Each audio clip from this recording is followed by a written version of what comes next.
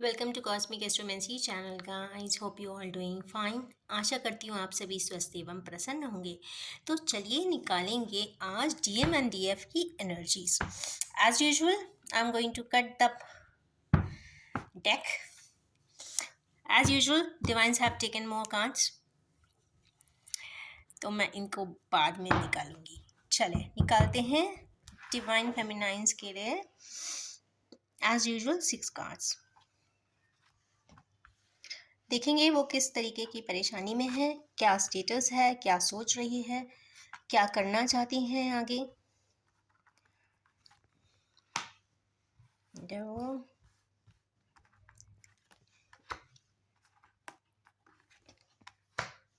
Temperance.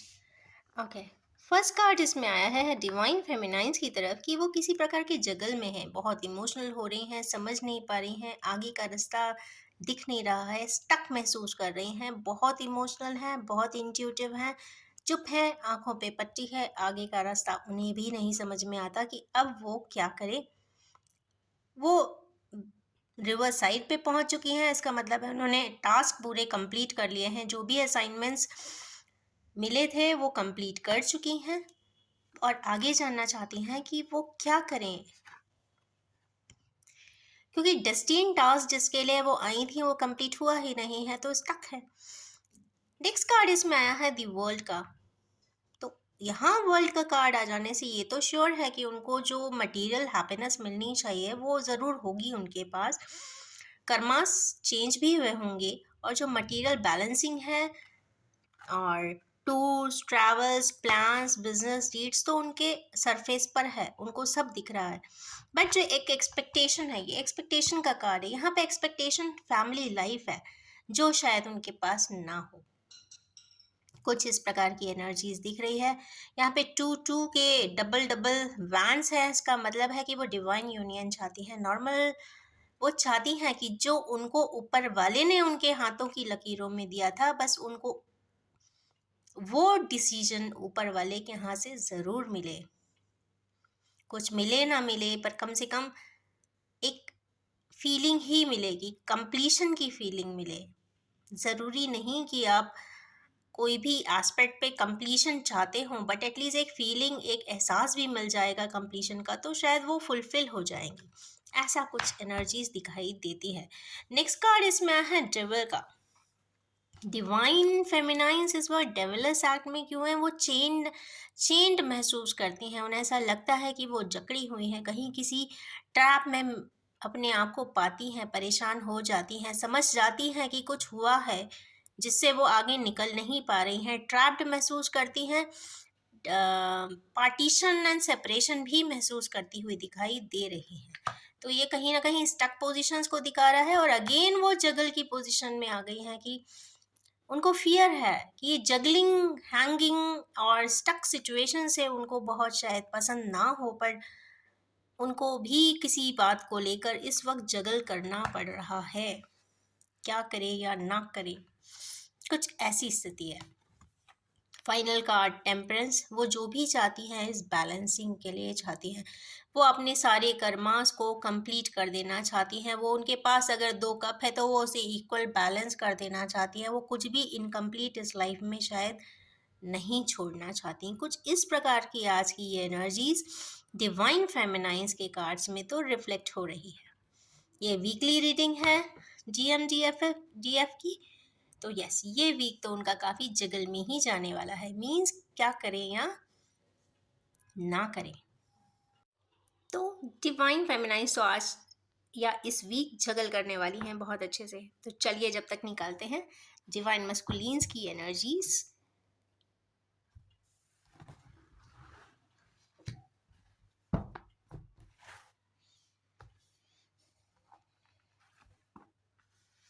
Hermit,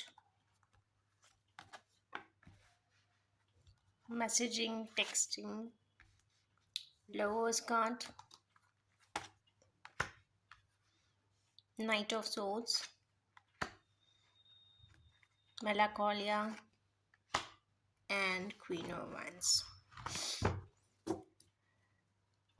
इस वक्त की जो एनर्जीज है हमारी किन्हीं डिवाइन मस्कुलिन्स की, वो है कंटेम्पलेशन की एनर्जी, हेरमिट की एनर्जी, काफ़ी स्कॉलरली कार्ड है, वो काफ़ी सोचते हुए दिखाई दे रहे हैं, थॉट प्रोसेस बहुत एक्टिव है और बहुत कुछ कॉन्टम्पलेट कर रहे हैं अपनी लाइफ में, क्योंकि यहाँ पे बियर्ड दिख रही है, वाइट एंड ग्रे हेयर है, तो मान के चलिए ये बहुत ज़्यादा एक्सपीरियंसिंग के साथ बहुत कुछ शायद सेल्फ रिफ्लेक्शन करते हुए दिखाई दे रहे हैं, क्योंकि लैंटर्न खुद ही के पास है और सर झुका हुआ है। इट मीन्स उनको कुछ सेल्फ रियलाइजेशन तो हुआ है, शायद उनसे कुछ गलतियां, कुछ नहीं बहुत ज़्यादा गलतियां हुई है, ऐसा उन्हें लगता है।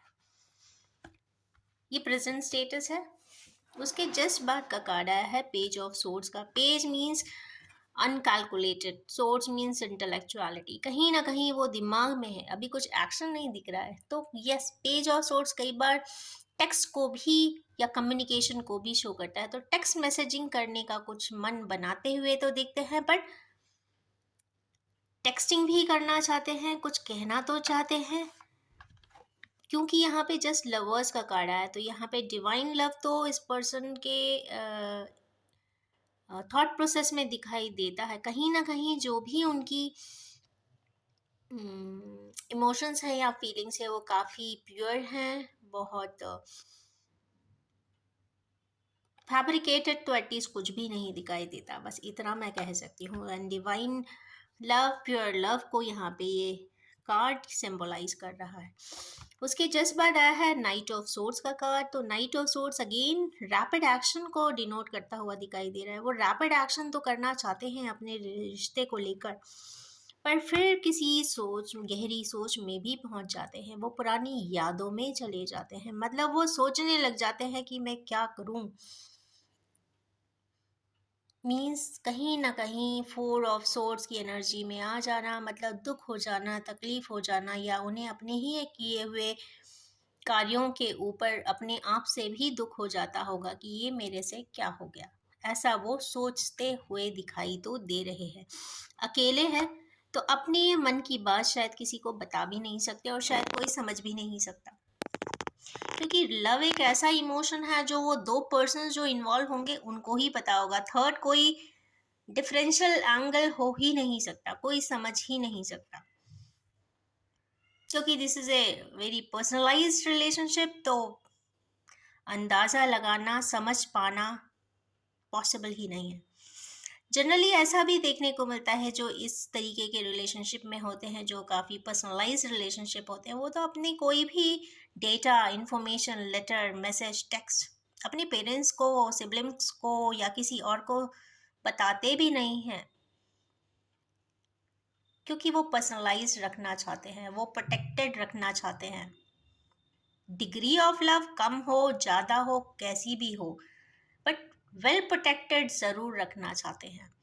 दोनों ही काउंटर पार्ट्स कुछ इसी प्रकार के होंगे, और चूंकि ये डिवाइन लव से रिलेटेड बात है, spiritual and divine love related relationship है, डिवाइन मस्कुलिन्स एंड डिवाइन फेमिनाइंस का, तो यहाँ पे प्रोटेक्शन तो बनता है। दोनों ही काउंटर पार्ट्स एक दूसरे की, कहते हैं ना, image, prestige, honour and affection को काफ़ी प्रोटेक्ट करते हुए भी दिखाई देते हैं।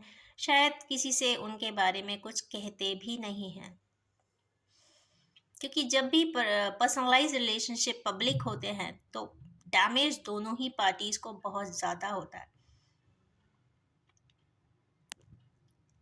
तो उस डैमेज से बचने के लिए बहुत सारे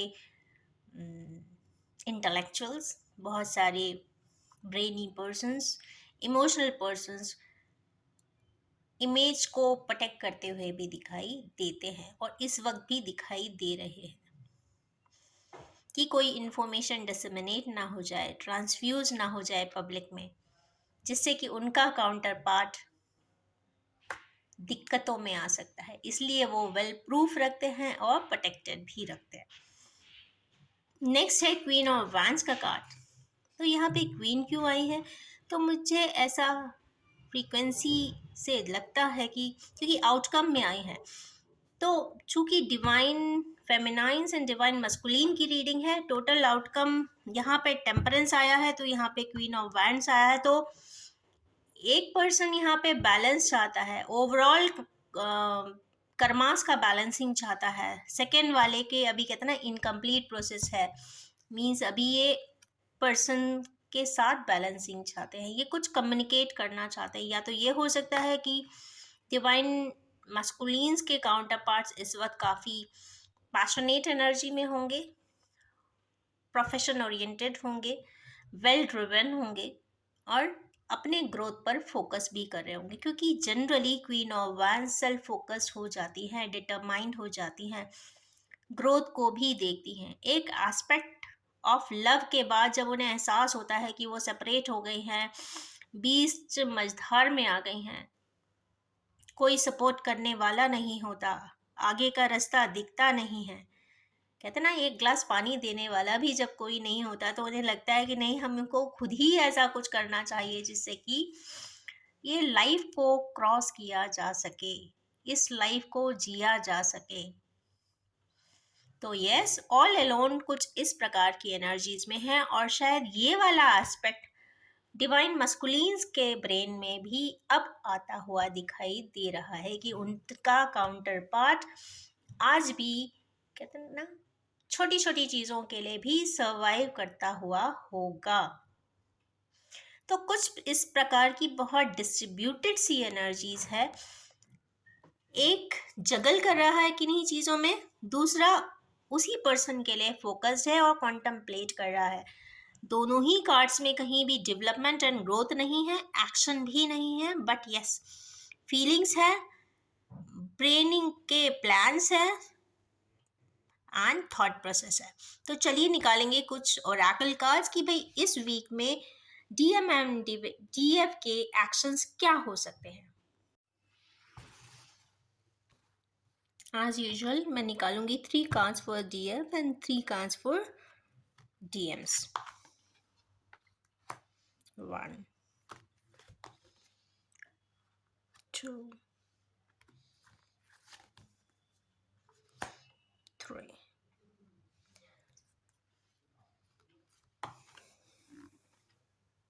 Again 2 cards are there, so I'm picking both.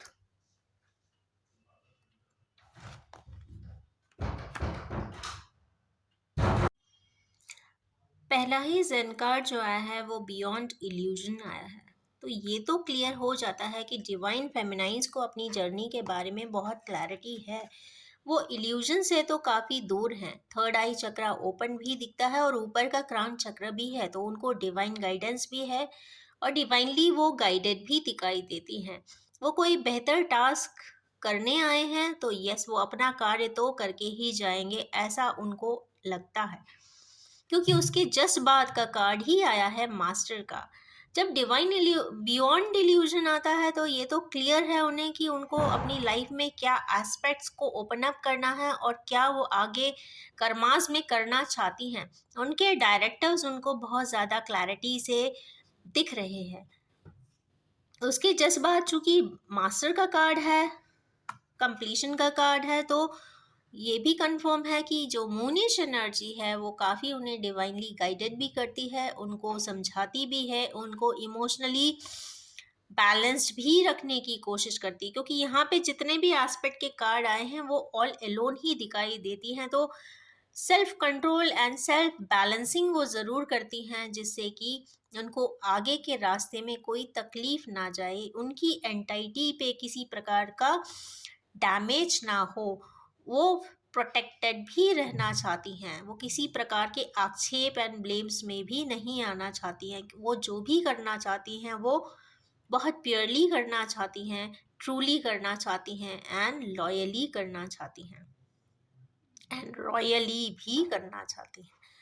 तो मास्टर का कार्ड यहाँ पे आकर ये तो श्योर हो जाता है कि उनको ये डिवाइन गाइडेंस यहाँ पे बहुत पावरफुली मिलती हुई दिख रही है और उनको उनके रास्ते से या फोकस से हटने भी नहीं दे रही है। शायद यही एक वजह है जो डिवाइन गाइडेंस है वो ही कहीं ना कहीं डीएम की एनर्जीज को रेजोनेट कहीं ना कहीं कर देता है, क्योंकि ये एक मिररिंग रिलेशनशिप है।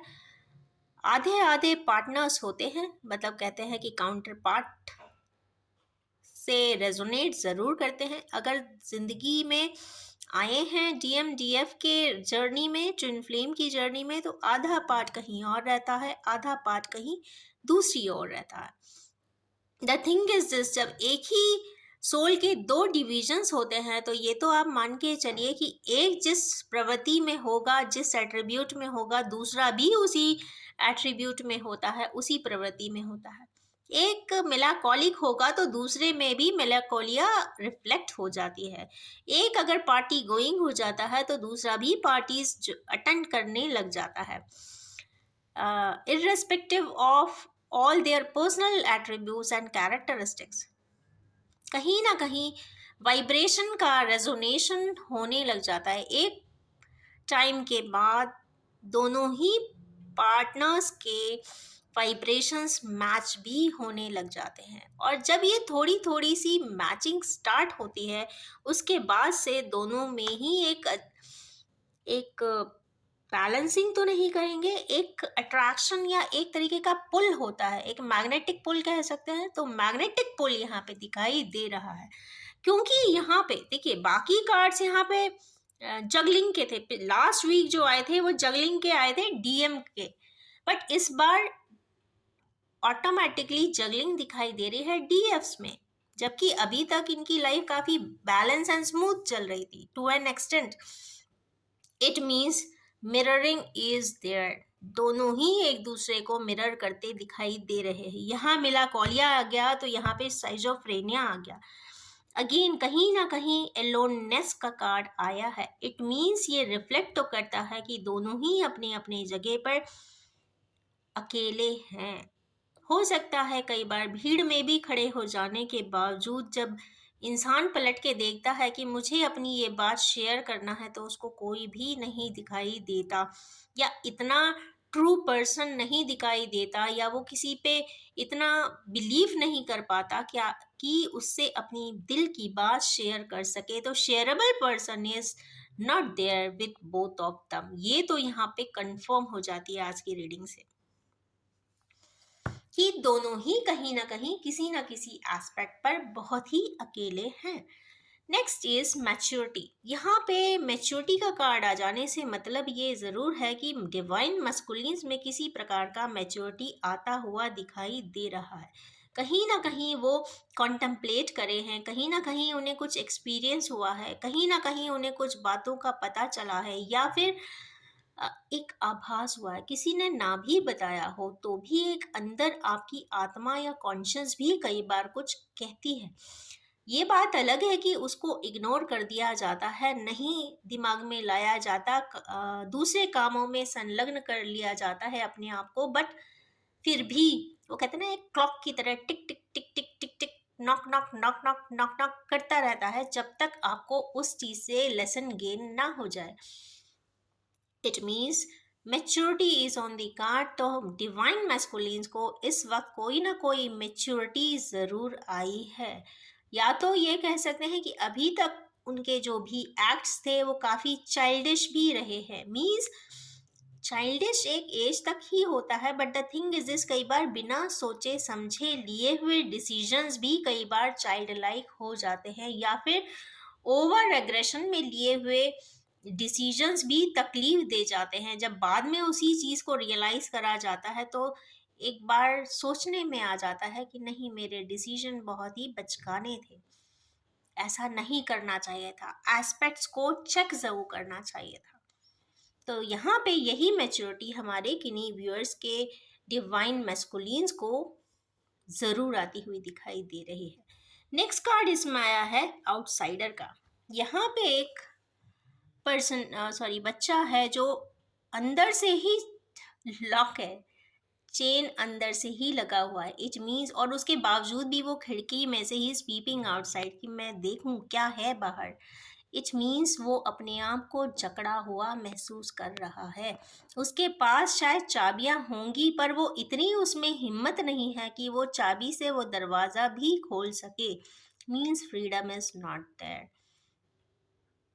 हमारे व्यूअर्स के किन्हीं व्यूअर्स के जो डीएम्स हैं इस वक्त अपने आप को जकड़ा हुआ महसूस करते होंगे या फिर अपने आप को एक स्लॉट में पाते होंगे।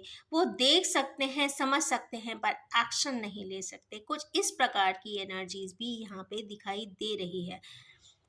बट ये स्थिति इंसान की तब तक ज़रूर बनी रहेगी जब तक मेंटली उनके एस्पेक्ट्स में चेंजेस नहीं आते। तो यस, जो भी डिसीजंस होंगे वो स्वयं को ही लेने पड़ते हैं। इस दुनिया में कोई भी किसी का एज सच होता नहीं है। एक समय पे आ जाने के बाद आपको, हर इंसान को अपने डिसीजन स्वयं ही लेने होते हैं और उस डिसीजन का जो रिजल्टेंट डिपेंड करता है कि क्या आया है। अच्छा और डिसीजन होगा तो अच्छा लगेगा, थोड़ा सा अच्छा ना भी आया तो भी अच्छा ही लगेगा। Because the thing is this, एक समय पे आ जाने के बाद डिसीजन के रिजल्टेंट या फिर आउटपुट कम हो या ज़्यादा हो इतना मैटर नहीं करता। एक एज में आ जाने के बाद, एक लाइफ पैटर्न ऑफ लाइफ जी लेने के बाद या हाफ ऑफ द लाइफ जी लेने के बाद जो एस्पेक्ट में चेंज आता है, थॉट प्रोसेस में चेंज आता है, तो उससे इतना मैटर नहीं करता कि in totality what is the productivity या व्हाट इज द रिजल्टेंट। जो भी है बस बैलेंस्ड होना चाहिए। उसके जस्ट बाद एक मोरालिटी का भी कार्ड आया है। कहीं ना कहीं डिवाइन मस्कुलिन्स जो हैं मोरालिटी के वाइब्रेशंस में ज़रूर आए हैं। उन्हें कहीं ना कहीं लगता है कि मोरली वो क्या सही है क्या गलत है वो करना चाहते हैं और मोरली एक स्ट्रॉन्ग स्टैंड भी लेना चाहते हैं। उनके एस्पेक्ट के हिसाब से उन्हें जो सही लगता है वो ज़रूर उसको कर देना चाहते हैं। वो अपने मोरल वैल्यूज़ को अपलिफ्ट करके एक अच्छे डिनोमिनेशंस के साथ आगे प्रोजेक्ट भी करना चाहते हैं। वो कुछ कर दिखाना चाहते हैं, वो एक स्टैंड ले लेना चाहते हैं, वो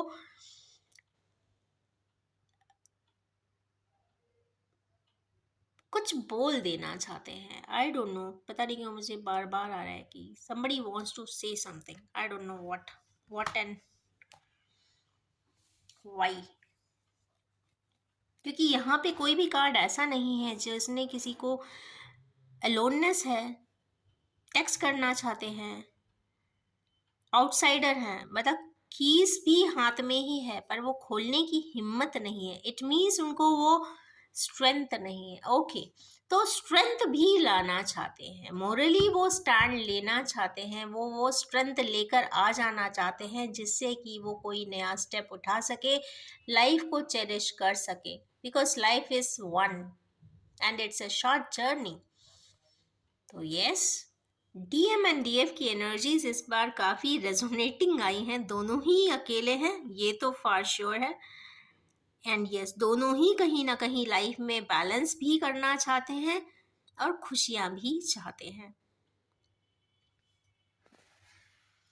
तो ये है आज की एनर्जीज और इसी के साथ मैं अपनी रीडिंग को एंड करना चाहूँगी और ये भी बताना चाहूँगी कि ये एक general, collective, timeless and gender free reading है। जब भी आपके सामने आएगी रेजोनेट ज़रूर करेगी।